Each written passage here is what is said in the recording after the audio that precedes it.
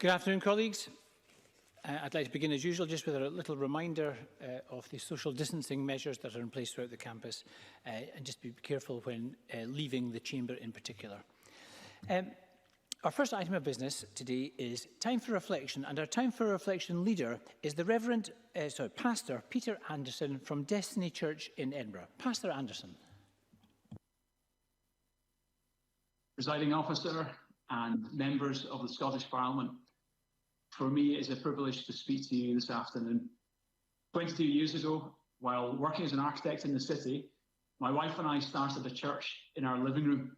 Years on, Destiny Church is now a large, vibrant, diverse church that meets in 4 locations around Edinburgh. At last count, we were 37 nationalities represented in the congregation. Black, Asian, minority ethnic communities add so much in so many ways to Scottish society. But in particular, I love that they value honouring others. African and Asian cultures consider it normal to honour parents, the elderly, teachers and leaders.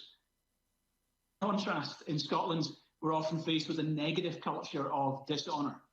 People think nothing of verbally tearing strips of public figures. It seems like a badge of honour for some journalists to try and catch leaders out, casting doubt over their character.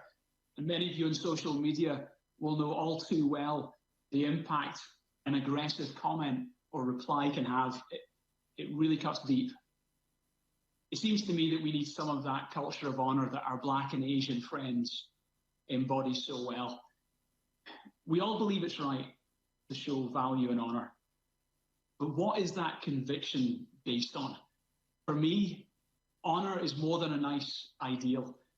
It is a theological conviction. In the Bible, we read that God created humans in his own image, and therefore all people have intrinsic value and worth.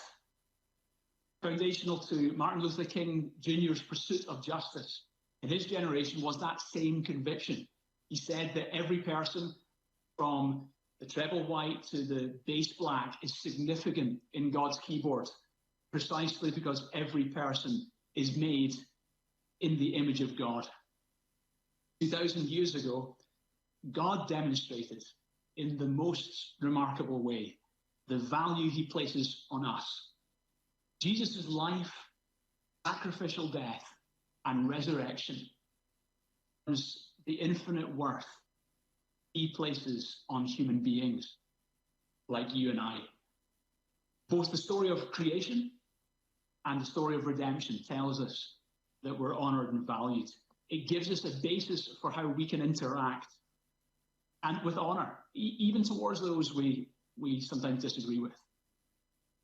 While I'm sure that there are days, in these days especially, where the loudest voice in your head is the voice of the critic, I want to assure you that there are many who value your courageous leadership in these hard times. And let me personally say a heartfelt thank you for your leadership and passion in the service of people in this great nation.